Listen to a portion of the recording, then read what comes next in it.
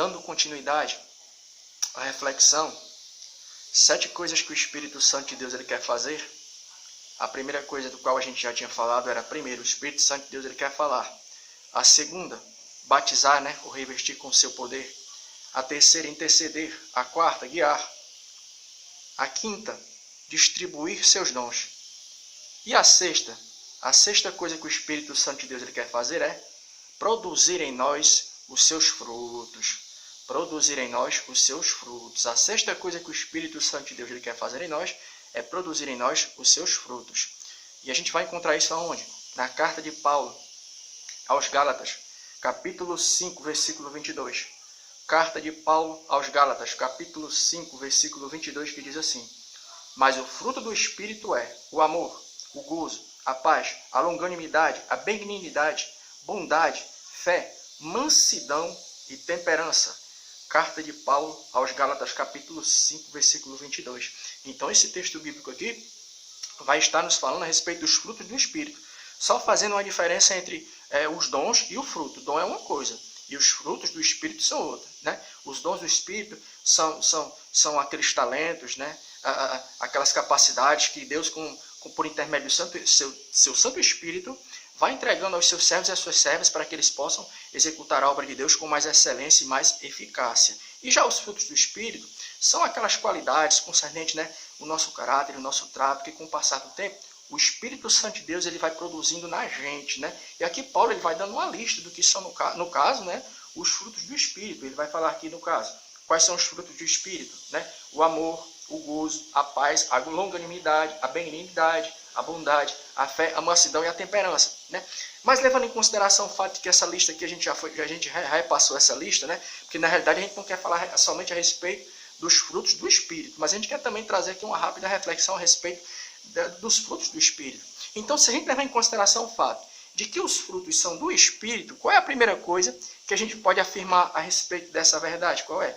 É porque se o fruto do Espírito é um fruto, assim como um fruto que dá no vegetal, ele também tem o seu tempo para ser produzido.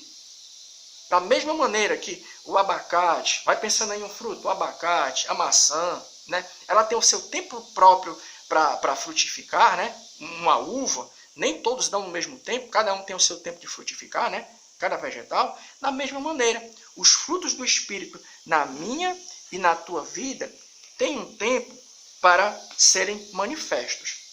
E onde é que a gente vai estar vendo isso? A gente vai estar vendo isso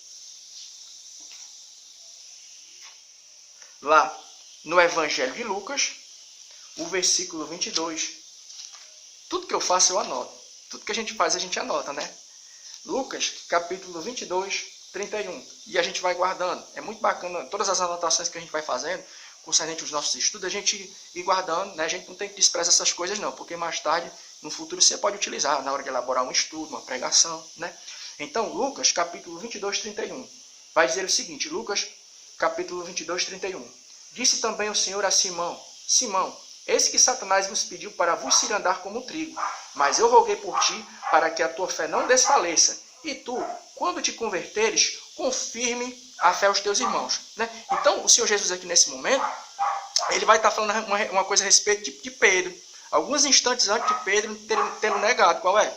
Jesus vai dizer o seguinte: olha, Satanás pediu permissão para te cirandar, ou seja, te provar. Porque a Bíblia vai dar a entender que existe sim a probabilidade de, no momento da nossa provação, o inimigo das nossas almas, Satanás, ter uma participação. Vai lá para o Velho Testamento e você vai ver Satanás tocando nos bens de Jó, na família de Jó e na saúde de Jó, por permissão de Deus. E aqui nesse momento, você vai ver Jesus dizendo que Satanás pediu permissão para provar Pedro naquele momento. Mas não é nem nesse ponto que a gente queria visualizar, chamar a tua atenção, não. É uma coisa que Jesus vai falar a respeito de Pedro. E quando tu te converteres. Então o que é que Jesus estava falando quando ele disse assim, para que a tua fé não desfaleça, versículo 32, do capítulo 22 de Lucas. Mas eu rogarei por ti para que a tua fé não desfaleça. E tu, quando te converteres, ou seja, o que Jesus estava querendo falar aqui? É que no que é concernente os frutos do Espírito, nós podemos afirmar que Pedro ele ainda não tinha sua totalidade. Pedro ainda estava passando por um processo de conversão. Naquele momento ali, Pedro ainda era um sujeito imaturo, cheio de dificuldade, Jesus falou que em um futuro ele ainda iria se converter. Aí é bacana que aqui nesse texto a gente vai ver que existe sim. Jesus está falando que a conversão na minha e na tua vida é um processo. É uma coisa que vai acontecendo por etapas. Aí, ó, lá no Evangelho de João 16:8. Evangelho de João 16:8. É muito legal aqui esse texto. Ó. Evangelho de João 16:8. Olha o que é que Jesus vai falar a respeito da nossa conversão. Evangelho de João 16:8. E quando o Espírito Santo de Deus vier, e quando ele vier, convencerá o mundo do pecado, da justiça e do juízo. Quem produz a minha e a tua conversão, porque a nossa conversão é diária, todo dia a gente está precisando ir mudando aos poucos, produzir os frutos do Espírito, é o Espírito Santo de Deus. Então a gente tem que entender isso. Tanto no que é concernente o trato com o nosso próximo, como o trato com nós mesmos, porque às vezes a gente é muito radical até com a gente mesmo, né? Às vezes a gente comete uma falha, às vezes a gente cobra muito de si mesmo. E às vezes quando a gente não consegue cumprir uma meta que a gente mesmo estabeleceu para nós mesmos, o que, é que a gente fica? A gente fica frustrado. Ah, eu errei e tal, coisa do tipo, né? Mas Jesus vai falar que a conversão na minha e na tua vida é uma coisa que vai acontecendo por etapa, é uma coisa que vai acontecendo com o tempo, porque é um fruto. Da mesma maneira que um fruto, ele tem o seu tempo para acontecer, então ficar bom, da mesma maneira são os frutos do Espírito na minha e na tua vida. E a segunda coisa concernente aos frutos do Espírito qual é? É porque se o fruto é do Espírito, tudo que tem de bom na minha e na tua vida vem de Deus. Se existe algo de bom na minha e na tua vida, não é algo para nós nos gloriarmos, mas é algo que serve para glorificar o nome do Senhor. Mateus capítulo 5:16. Mateus capítulo 5:16. Mateus capítulo 5:16. Assim resplandeça a vossa luz diante dos homens, para que vejam as suas boas obras e glorifiquem o vosso Pai que está no céu.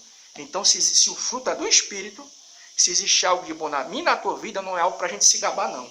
É tudo para a honra e para a glória do Senhor nosso Deus. Por quê? Porque o fruto é do Espírito.